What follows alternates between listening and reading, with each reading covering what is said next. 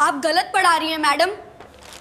दोस्तों जरा सोचिए, एक गरीब कूड़ा बीनने वाला लड़का जो कभी स्कूल नहीं गया, जिसे आज खाना मिलेगा या नहीं ये भी नहीं पता, वही लड़का शहर के सबसे बड़े अमीरों के स्कूल की गणित की मैडम से कह दे कि आप गलत पढ़ा रही हैं, तो वो मैडम उसके साथ क्या करेगी? मैडम कैसे कूड़ा बीनने वाले ने 15 साल से किताबों में छपे गलत सवाल को सही कर दिया, आइए देखते हैं इस कहानी में।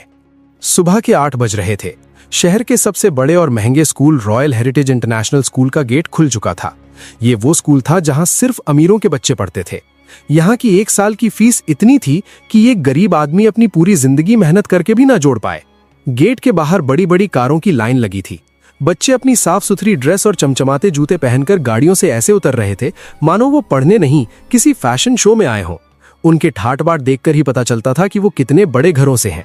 लेकिन उसी चमक धमक वाली दुनिया की ठीक बाहर गेट की दीवार से सटा हुआ एक 14 साल का लड़का खड़ा था, विजय। विजय उस भीड़ में एक बदनुमा दाग जैसा लग रहा था। उसके बदन पर एक मैली कुचैली बदरंग शर्ट थी जिसके बटन टूटे हुए थे। उसके बाल उलझे हुए थे और चेहरा धूल और पसीने से सना था। उसके कंधे पर प्लास्टिक की एक भारी बोरी लटकी थी जिसमें सुबह से बीनी गई रद्दी, प्लास्टिक की बोतलें और कचरा भरा था। स्कूल के गार्ड उसे डंडे दिखाकर डरा रहे थे। बच्चे उसे देखकर नाक सिकोड़ रहे थे, लेकिन विजय को इन सब से कोई फर्क नहीं पड़ रहा था। उसकी आंखें, जिनमें एक अजीब सी चमक थी, सिर्फ एक जगह टिकी थी, ग्राउंड फ्लोर की खिड़की पर। वो खिड़की कक्षा 12वीं की थी, जहां गणित का पीरियड शुरू हो चुका था। क्लास के अंदर पिन ड्रॉप साइलेंस था। शहर की सबसे सख्त और काबिल गणित की टीचर मिसेस कविता पढ़ा रही थी। कविता मैडम के बारे में कहा जाता था कि वो गणित को पी कर बैठी हैं। उनकी क्लास में नजर इधर से उधर करने की भी किसी को इजाजत नहीं थी। बोर्ड एग्जाम सिर पर थे, इसलिए माहौल बहुत तनावपूर्ण था। कविता मैडम ने ब्लैक बोर्ड पर सफेद चौक से कैलकुलस का एक बेहद पेचीदा सवाल लिखा। उन्होंने अपनी कड़क और गूंजती हुई आवाज में कहा, क्लास सब लोग ध्यान से बोर्ड पर देखो। ये मीन वैल्यू थ्योरम का सबसे मुश्किल समीकरण है। ये सवाल पिछले 15 सालों से लगातार बोर्ड एग्जाम में आ रहा है और हर बार 99% बच्चे इसे गलत करते हैं। बड़े बड़े प्रोफेसर भी इसे हल करने से कतराते हैं, इसलिए अपना एक्स्ट्रा दिमाग मत लगाना। जैसा मैंने लिखा है वैसा ही रट लो। एक भी स्टेप इधर उधर हुआ तो नंबर कट जाएंगे। पूरी क्लास डर के मारे चुप थी। 60 बच्चों की क्लास में किसी की हिम्मत नहीं थी कि मैडम से सवाल करे। कविता मैडम ने चौक से ब्लैक बोर्ड पर सवाल हल करना शुरू किया। Step 1, step 2, step 3। बाहर खड़ा विजय खिड़की की लोहे की ग्रिल को कसकर पकड़े हुए था। वो पलक झपकाए बिना बोर्ड को देख रहा था। उसके दिमाग में गणित के नंबर किसी संगीत की तरह बज रहे थे। वो भूल गया कि वो एक कूड़ा बीनने वाला है। उसे लगा वो उसी क्लास का हिस्सा है। जैसे ही कविता मैडम ने चौथी लाइन लिखी और एक माइनस का निशान लगाकर ब्रैकेट बंद किया, विजय के होंठ अपने आप फड़फड़ाए। गलत है, ये स्टेप गलत है। उसकी आवाज बहुत धीमी थी, फुसफुसाहट जैसी, लेकिन खिड़की के पास वाली बेंच पर बैठे क्लास के सबसे अमीर और बिगड़े हुए लड़के रोहन ने सुन लिया। रोहन को पढ़ाई में कोई दिलचस्पी नहीं थी। उसका ध्यान वैसे भी बाहर ही था। उसने जैसे ही विजय को देखा, उसके चेहरे पर एक शरारती मुस्कान आ गई। रोहन ने मौका देखकर जोर से चिल्लाया, oh my God, madam madam, देखिए बाहर कौन खड़ा है। वो कचरा वाला हमें घूर रहा है। छी, कितनी गंदी बदबू आ रही है इसकी तरफ से। मेरा तो दम घुट रहा है। इसे भगाओ यहाँ से। दोस्तों, कहानी में आगे क्या हुआ ये जानने से पहले अगर आप ऐसी ही दिल को छू लेने वाली कहानियां सुनना पसंद करते हैं तो अभी हमारे चैनल को सब्सक्राइब कर लें ताकि कोई भी नई कहानी आपसे मिस ना हो। रोहन की आवाज सुनकर पूरी क्लास का ध्यान खिड़की पर गया। बच्चे विजय को देखकर हंसने लगे। अरे, ये तो वही है जो नाली साफ करता है, कोई बोला। कविता मैडम का लिखना रुक गया। चौक की खट आवाज बंद हो गई। उनका गुस्सा 7वें आसमान पर पहुंच गया। पढ़ाई के बीच में रुकावट उन्हें बर्दाश्त नहीं थी।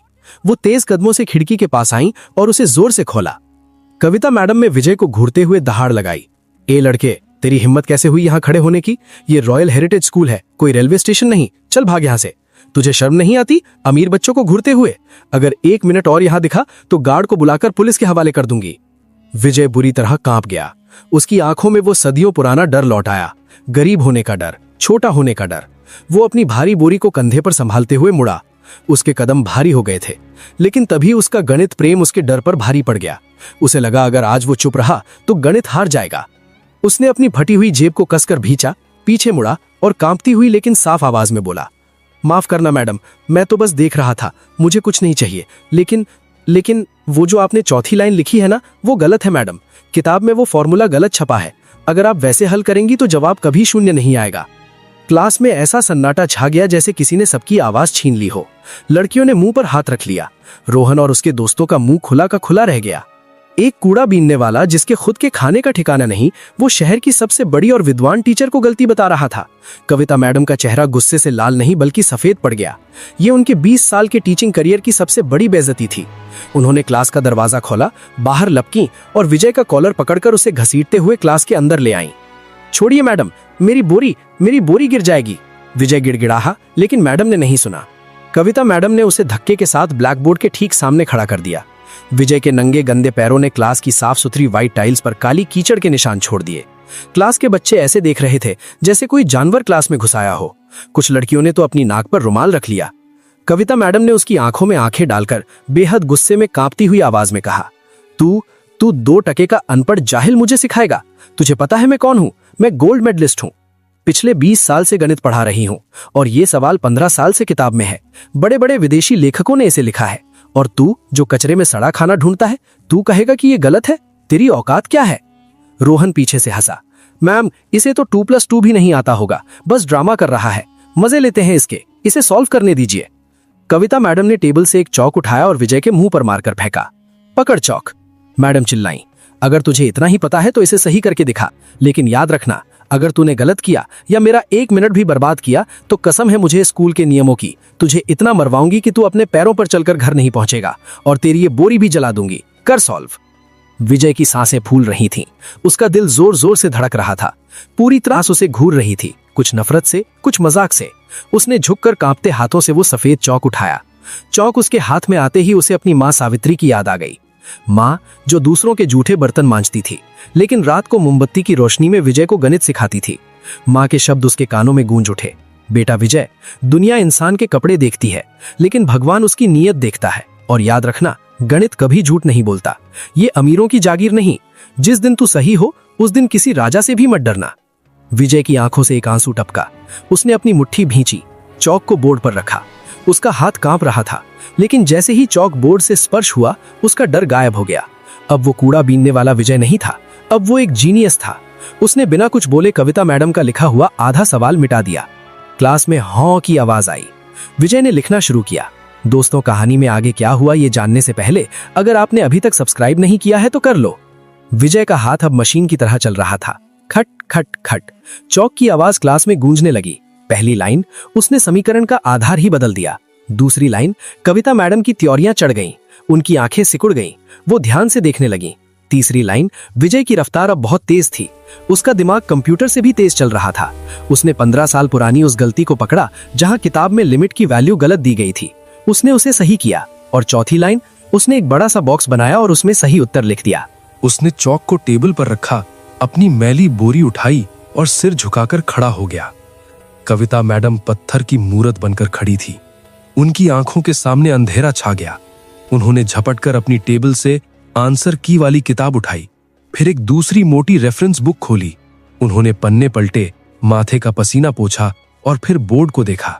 विजय सही था, 100% सही। जिस सवाल को वो, उनके साथी टीचर और पूरा देश 15 साल से गलत पढ़ रहा था, उसे कचरा बीनने वाले बच्चे ने 2 मिनट में सही कर दिया था। क्लास में अब मजाक नहीं उड़ रहा था। सन्नाटा इतना गहरा था कि अगर सुई भी गिरती तो बम जैसी आवाज करती। रोहन जो सबसे ज्यादा हंस रहा था, उसका मुंह खुला का खुला रह गया। कविता मैडम धीरे धीरे विजय की तरफ मुड़ी। उनकी कठोर आवाज जो हमेशा बच्चों को डराती थी, अब एकदम टूट चुकी थी। उनका अहंकार चूर चूर हो चुका था। उन्होंने कांपते हुए पूछा, बेटा, तुमने ये कैसे किया? ये तो MSc लेवल का लॉजिक है। तुम स्कूल क्यों नहीं जाते? विजय ने धीरे से सिर उठाया। उसकी आंखों में आंसू थे।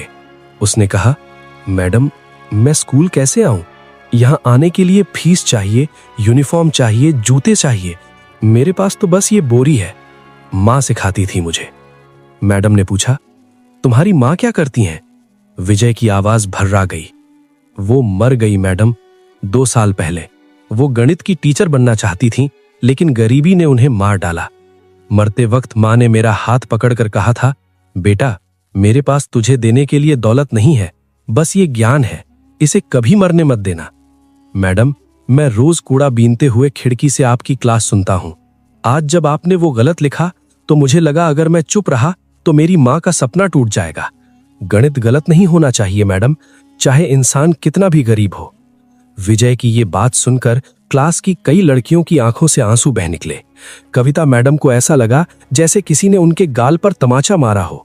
उनका शिक्षक हृदय जाग उठा, उनकी आंखों से आंसू गिरने लगे।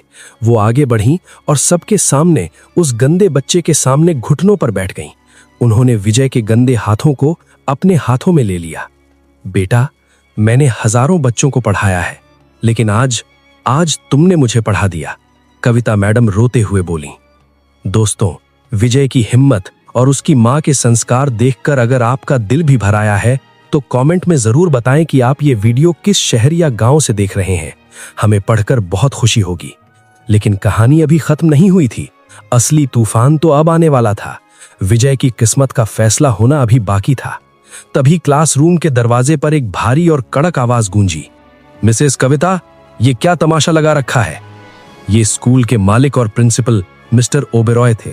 वो स्कूल राउंड पर थे और क्लास में एक गंदे बदबूदार लड़के को देखकर और अपनी स्टार टीचर को उसके पैरों में बैठा देखकर उनका पारा 7वें आसमान पर चढ़ गया। मिस्टर ओबेरॉय ने नाक पर रुमाल रखते हुए चिल्लाया, छी! ये गटर का कीड़ा मेरी एलीट क्लास में क्या कर रहा है? इसे अंदर किसने आने दिया? कविता मैम, आपको पता है ना हमारे स्कूल का स्टैंडर्ड। अगर किसी पेरेंट ने देख लिया कि उनका बच्चा एक भिखारी के साथ खड़ा है तो कल स्कूल पर ताला लग जाएगा। मिस्टर ओबेरॉय ने गार्ड्स को आवाज लगाई। गार्ड, कहां मर गए सब? 2 हट्टे कट्टे सिक्योरिटी गार्ड लाठी लेकर अंदर दौड़े। पकड़ो इस लड़के को और इसे धक्के मारकर बाहर निकालो, और हां, अगर दोबारा ये स्कूल के आसपास भी दिखा तो इसकी हड्डियां तोड़ देना। विजय बुरी तरह डर गया। वही पुराना खौफ लौट आया। उसने हाथ जोड़े। मैडम, मत मारना, मैं जा रहा हूं, मुझसे गलती हो गई, मैं कभी नहीं आऊंगा। उसने अपनी बोरी को सीने से लगाया और दरवाजे की तरफ बढ़ा। उसकी चाल में इतनी बेबसी थी कि देखने वाले का कलेजा फट जाए। रुको! ये आवाज मिस्टर ओबेरॉय की नहीं, कविता मैडम की थी। कविता मैडम ने अपने आंसुओं को पोंछा और आगे बढ़कर गार्ड का रास्ता रोक लिया। वो एक शेरनी की तरह विजय के आगे खड़ी हो गई। ओबेरॉय हैरान रह गए। कविता, तुम्हारी अकल ठिकाने है? तुम मालिक से जुबान लड़ा रही हो इस कचरे वाले के लिए? कविता मैडम ने एक गहरी सांस ली और विजय का हाथ कसकर पकड़ लिया। उन्होंने ओबेरॉय की आंखों में आंखें डालकर कहा, सर, अपनी जुबान संभालिए। ये लड़का गटर का कीड़ा नहीं है, ये हीरा है, कोहिनूर। इसने आज वो कर दिखाया जो हम सब मिलकर 15 साल में नहीं कर पाए। इसने 12वीं के बोर्ड का गलत सवाल सही किया है। अगर ये स्कूल ऐसे टैलेंट को नहीं पहचान सकता तो ये स्कूल शिक्षा का मंदिर नहीं, एक व्यापार की दुकान है। ओबेरॉय का चेहरा गुस्से से लाल हो गया। कविता, अपनी हद में रहो। तुम एक मामूली टीचर हो। मैं तुम्हें अभी इसी वक्त नौकरी से निकाल सकता हूं। कविता मैडम ने अपना पर्स उठाया और टेबल पर पटक दिया।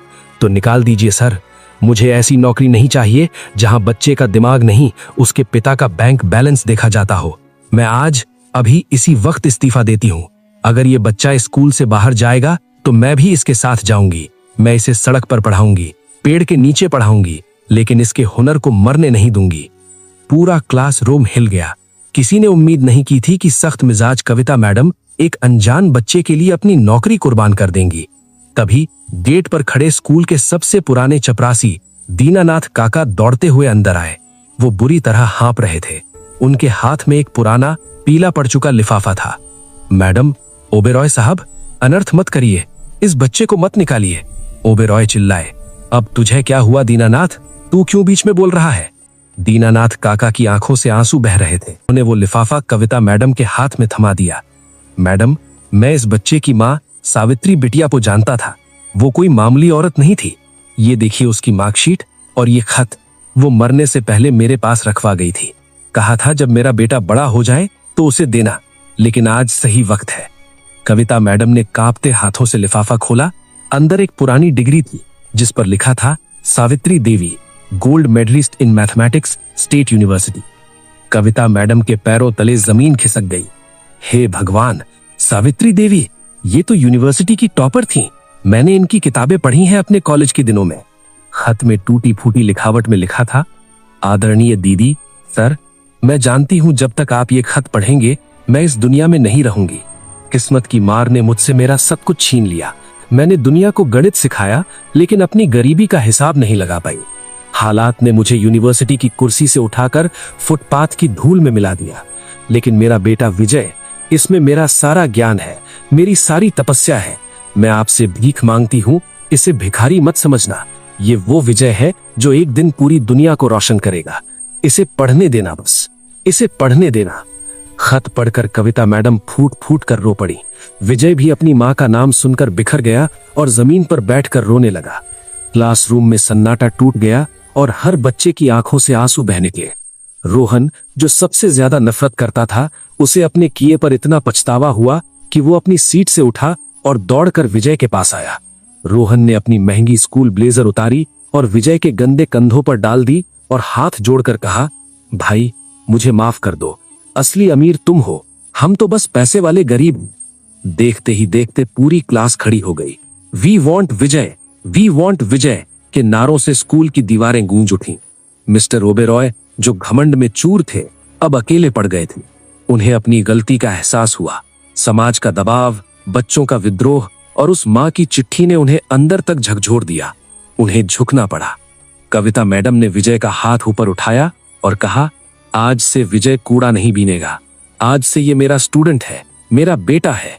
इसकी पढ़ाई का, रहने का, खाने का सारा खर्चा मैं उठाऊंगी। विजय रोते हुए कविता मैडम के पैरों में गिर पड़ा। मैडम ने उसे उठा लिया और गले लगा लिया। उस दिन स्कूल के उस बोर्ड पर एक नया इतिहास लिखा गया। 15 साल पुरानी गलती मिटा दी गई और नए फॉर्मूले के नीचे लिखा गया, सही हल विजय, कक्षा 12वीं। विजय ने साबित कर दिया कि अगर आपके इरादे पक्के हों और मां का आशीर्वाद साथ हो तो फटी हुई बोरी से निकलकर भी आप आसमान छू सकते हैं। दोस्तों, विजय की ये कहानी हमें सिखाती है कि टैलेंट किसी महल का मोहताज नहीं होता। आज विजय को उसकी मंजिल मिल गई, लेकिन हमारे देश में आज भी न जाने कितने विजय सड़कों पर घूम रहे हैं जिन्हें सिर्फ एक मौके की तलाश है। मैं आपसे एक सवाल पूछना चाहता हूं, अगर उस दिन कविता मैडम अपनी नौकरी बचाने के लिए चुप रह जाती तो क्या विजय का भविष्य कभी बदल पाता? और अगर आप उस क्लास में होते तो क्या आप विजय के लिए आवाज उठाते? अपना जवाब कमेंट बॉक्स में लिखकर जरूर बताएं। मैं हर कमेंट पढ़ूंगा। अगर इस कहानी ने आपके दिल को छुआ है तो प्लीज हमारे चैनल को अभी सब्सक्राइब कर लें, क्योंकि हम आपके लिए ऐसी ही रोंगटे खड़े कर देने वाली कहानियां लाते रहेंगे।